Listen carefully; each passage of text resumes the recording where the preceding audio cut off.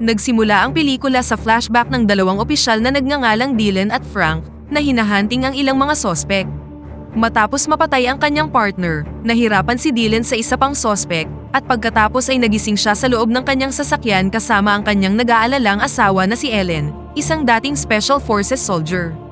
Habang naglalakbay ang mag-asawa sa kalsada, huminto ang ilang kalalakihan sa isang truck at sinabihan si Ellen na humanap siya ng isang tunay na lalaki, ngunit binigyan siya ni Ellen ng dirty finger at nagmaneho na sila palayo. Huminto ang dalawa sa isang diner sa kahabaan ng kalsada at pumunta si Dylan sa banyo para tingnan ang sugat na natamo niya mula sa pakikipaglaban. Pagkatapos ay bumalik na si Dylan sa diner para kumuha ng mauupuan nang pumasok sa diner ang parehong lalaki na nagngangalang Butch kasama ang kanyang mga kaibigan at sinimulang palibutan at bastusin si Ellen. Kinumpronta ni Dylan ang lalaki na hinamon si Dylan na suntukin siya. Susuntukin na sana siya ni Dylan ngunit sinabihan siya ni Ellen na wag na itong patulan. Kalaunan, tuluyan nang umalis ang mga lalaki nang paalisin sila ng isang matandang waitress na nagngangalang Mama. Kinuha niya ang order ng mag-asawa at inilagay ito sa listahan ng utang ni Butch at hindi siya nangahas na makipagtalo sa kanya. Hindi nagtagal, umalis na sila sa diner at nagmaneho patungo sa kanayunan kung saan nagtayo sila ng tent para mag-camping. Nakita ng isang babae ang kanilang campsite at binalaan sila tungkol sa mga lokal sa paligid ng area dahil hindi sila mababait.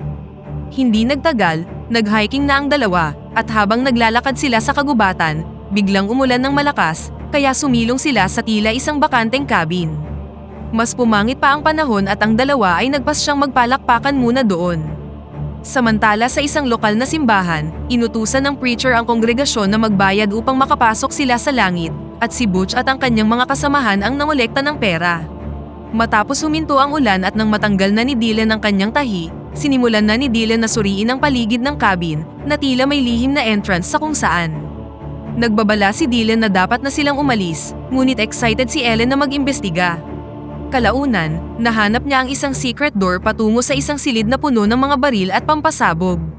Ngunit nang tumalikod na sila para umalis, pinatumba sila ni Butch. Sa sumunod na eksena, nagising si Ellen na nakagapos at may takip sa bibig. Nakita niyang binubugbog ni Butch si Dylan na inutos na malaman kung sino ang nagpadala sa kanila. Hindi siya naniniwala na nagbabakasyon lang ang dalawa at inutos na malaman ang totoo. Nahanap ng isa pang lalaki ang kanilang campsite at ibinunyag na si Dylan ay isang pulis. Nang malaman ito, muling pumasok si Butch sa cabin at pinagbabaril silang dalawa. Inutusan niya ang kanyang mga tauhan na itapon ang mga bangkay sa isang kalapit na kanal sa kailaliman ng gabi. Sa sumunod na eksena, ipinakita sa atin ang isang flashback sa mga araw ni Ellen bilang isang bagong recruit na ranger. Habang ginagawa ang kanilang mga exercise sa mainit na disyerto, bumagsak siya habang karga ang kanyang kapwa recruit. Sinigawan siya ng kanyang instructor na bumangon at pagkatapos ay bumukas na ang mga mata ni Ellen. Inalis niya ang kanyang mga tali at nagsimulang umiyak sa katawan ni Dylan. Lumalabas na napigilan ng kanyang dog tag ang bala at inilagay ito sa leeg ng kanyang asawa bilang huling regalo sa kanya, pagkatapos ay inilibing siya gamit ang ilang mga sanga. Kinabukasan, bumalik si Ellen sa may campsite at muling umiyak at nakonsensya dahil siya ang naging sanhi ng pagkamatay ni Dylan. Pagkatapos ay niready na niya ang kanyang sarili, kinuha ang isang palakol sa malapit at pagkatapos ay umalis na para maghiganti. Sa sumunod na eksena, makikita si Butch at ilang mga lalaki sa loob ng isang bahay, kasama ang maraming takot na babae na kanilang dinukot at ginawang paanakan at kasambahay, at sa tingin nila ay dapat nilang pinanatili si Ellen bilang isa sa kanilang mga babae. Pagkatapos ay makikita natin si Mama, na nabunyag na siyang nagpapatakbo ng kanilang buong operasyon. Si Ellen, na ngayon ay nabalot na ng paghihiganti, ay makikitang pinapatalas ang isang kahoy bilang sandata. Pagkatapos ay bumalik siya sa cabin sa may kakahuyan at hinarap ang nag-iisang lalaki na nakastasyon doon. Pagkatapos ng maikling labanan, tinuhog siya ni Ellen na agad namang ikinamatay ng lalaki. Pagkatapos ay pumasok siya sa loob para hanapin ang higit pa sa kanila at naalala ang mga huling sandaling kasama si Dylan. Sa kabilang banda, makikita si Butch sa isang weapons deal at binalaan ng katransaksyong lalaki na huwag lokohin si Mama, ngunit nanumpa ang lalaki na hindi niya ito gagawin. Pagkatapos ay bumalik siya kay Mama at inireport na naging matagumpay ang transaksyon.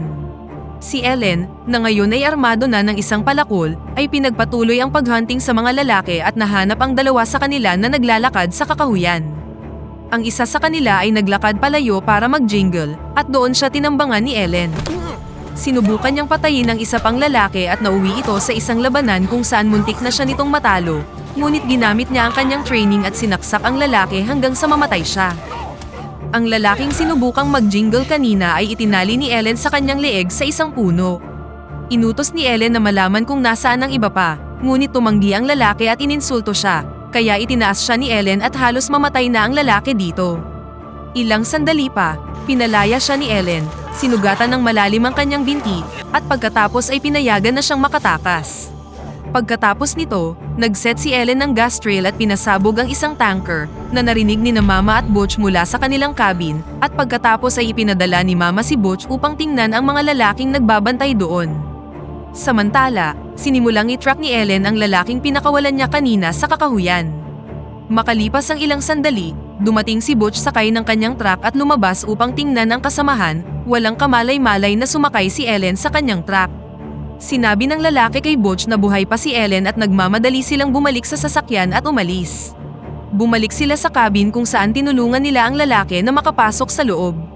Si Ellen, na may hawak na palakol, ay lumabas sa truck sa tamang oras bago pa dumating si Butch upang kunin ang isang bagay.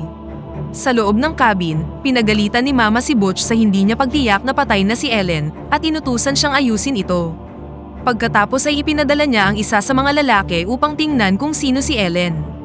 Nakita ng lalaki ang profile ni Ellen online at na-realize na isa siyang ranger. Samantala, isang hunter na nasa kakahuyan sa oras ng pagsabog, ay sinimulan ng pagsuri sa paligid ng gubat upang mahanap ang pinagmulan nito, at aksidenteng nadiskubre ang isang bangkay. Lumalabas na siya si Sheriff Hobbs at nagradyo siya para humingi ng backup sa kanyang lokasyon. Samantala, makikita si Ellen na nagtatanim ng ilang bitag sa kakahuyan para sa kanyang gagawing paghihiganti. Kalaunan, dumating si Hobbs kasama ang dalawang deputy, at kinilala nila ang patay na lalaki bilang miyembro ng isang angkan sa may bundok na pinamamahalaan ni Mama, na nagmamay-ari ng lahat ng lupain sa lugar. Noon pa man ay iniiwasan na nilang lumapit kay Mama, ngunit sa pagkakataong ito, plano nilang puntahan siya. Samantala sa sheriff's office, lumalabas na ang female dispatch ay nagtatrabaho para kay Mama, at inalerto niya ang matanda na papunta na ang sheriff sa kanya.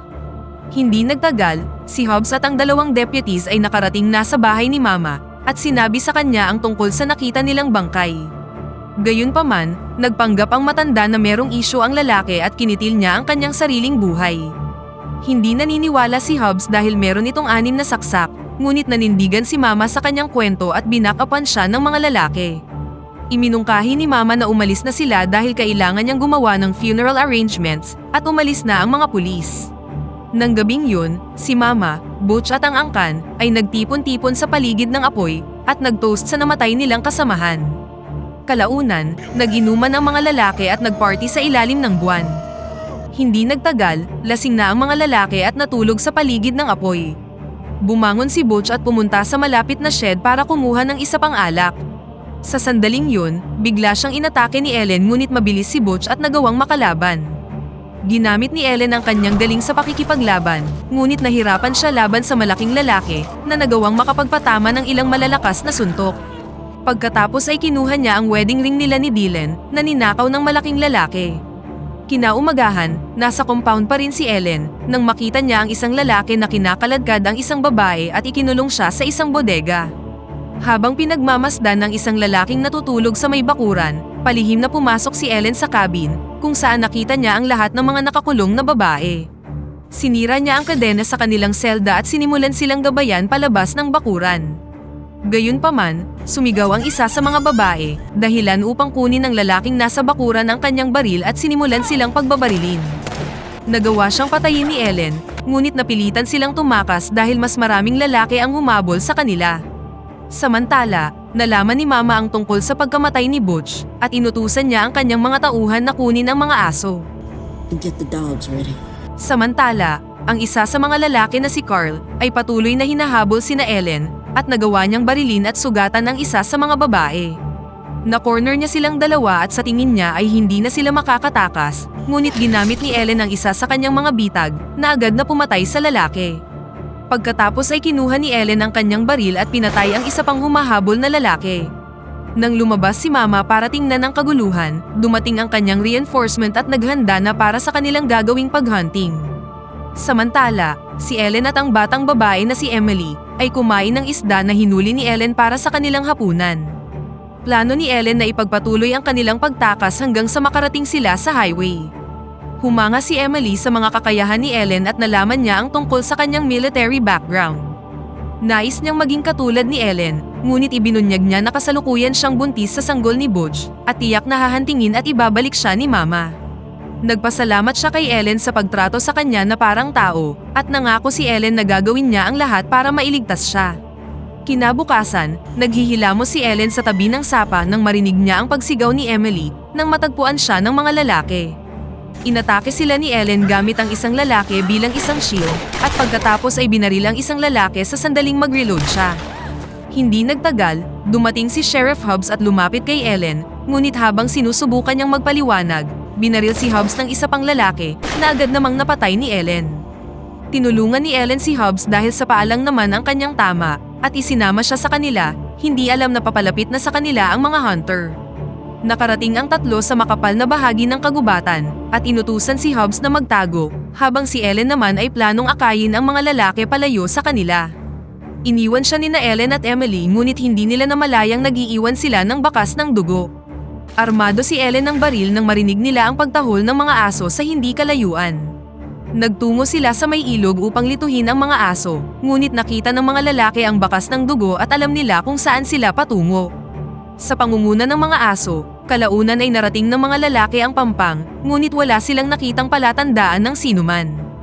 Samantala, nagawang makatawid nina Ellen at Emily, at nakasalubong ang babaeng nagbabala sa kanila tungkol sa kakahuyan. Sumakay sila sa kanyang sasakyan at hiniling sa kanyang dalhin sila sa bayan upang makahingi ng tulong. Sa sobrang pagod, nakatulog sina Ellen at Emily, ngunit nagulat ang dalawa nang hilahin sila ng mga lalaki palabas ng sasakyan. Lumalabas na ang babae ay nagtatrabaho para kay Mama, na lumabas ng cabin at masayang nasa kamay na niya si Ellen. Sa sumunod na eksena, makikita ang dalawang babae na nakagapos sa loob ng cabin. Dismayado si Mama na pinagtaksilan siya ni Emily at hinatulan siya ng kamatayan, ngunit nagsinungaling si Ellen at sinabing dinukot niya si Emily para gamitin bilang kanyang leverage. Naniwala si Mama sa kanyang kwento at inutos sa kanyang mga tauhan na kunin na si Emily. Inisa-isa ni Mama ang lahat ng mga bagay na ginawa ni Ellen laban sa kanya at planong pagbayarin si Ellen sa mga ito gamit ang kanyang buhay. Gayunpaman, tumawa lang dito si Ellen kahit na nakatutok na sa kanyang ulo ang baril at sinabi kay Mama na papatayin niya siya. Sa halip na patayin na si Ellen, sinabihan ni Mama ang mga lalaki na ikulong siya. Itinali ng mga lalaki ang kamay ni Ellen sa isang silid at iniwan siya doon. Nang gabing yun, nagsama-sama ang mga lalaki sa labas ng cabin. Ang isa sa kanila ay binabalak na lasahan si Ellen habang nakatali siya, ngunit binalaan siya ng isa pang lalaki laban dito at sinabing dapat siyang patayin ni Mama kaagad. Nabunyag na planong pahirapan ni Mama si Emily at gamitin siya tulad ng ginawa nila sa ibang mga babae. Kinabukasan, habang naghuhugas ng pinggan si Emily, kinumpronta siya ni Mama. Plano niyang payagan si Emily na iluwal ang kanyang sanggol, ngunit papatayin niya siya kapag nagawa na niya ito. Kalaunan, ang lalaking gustong lasahan si Ellen ay pumasok sa loob upang bantayan siya. Ilang sandali pa, dumating si Emily para dalhan ng almusal si Ellen. Sa kagustuhang maka-score, sinubukan niyang makipagpalakpakan kay Emily, hanggang sa kunin ni Ellen ang kanyang atensyon. Sa sandaling tumalikod ang lalaki, inundayan siya ng saksak sa likod ni Emily. Pagkatapos ay pinalaya ni Emily si Ellen, kung saan plinano niyang patayin ang lahat ng nasa bahay. Sinimulan niya ang pagtugis sa mga lalaki, nilabanan sila, at hindi nagpakita ng anumang awa sa kanila. Ang isa sa mga lalaki ay nagkaroon ng pagkakataong patayin ng ating bida, ngunit habang nagsasalita siya, binaril siya ni Ellen sa ulo. Pagkatapos ay hinanap niya si Emily, ngunit tinutukan ni Mama ng kutsilyo ang leeg ng babae. Sinubukan siyang iligtas ni Ellen, ngunit walang awa siyang pinatay ni Mama at bigla na lang nawala. Ngayong patay na ang lahat ng mga lalaki, kinuha ni Ellen ang isang sasakyan at nagmaneho na palayo sa kagubatan. Makalipas ang ilang buwan, nakatanggap si Sheriff Hobbs ng tawag mula kay Ellen at mukhang nag-aalala siya. Samantala sa cabin ni Mama, nakaupo siya sa isang upuan sa kanyang bakuran nang may tumamang bala sa kanyang ulo at dito na nagtatapos ang pelikula. Pakipindot naman ng like button kung nagustuhan mo ang pelikula at kung hindi naman, pindutin mo ng 2 beses ang dislike button para lang makasiguro.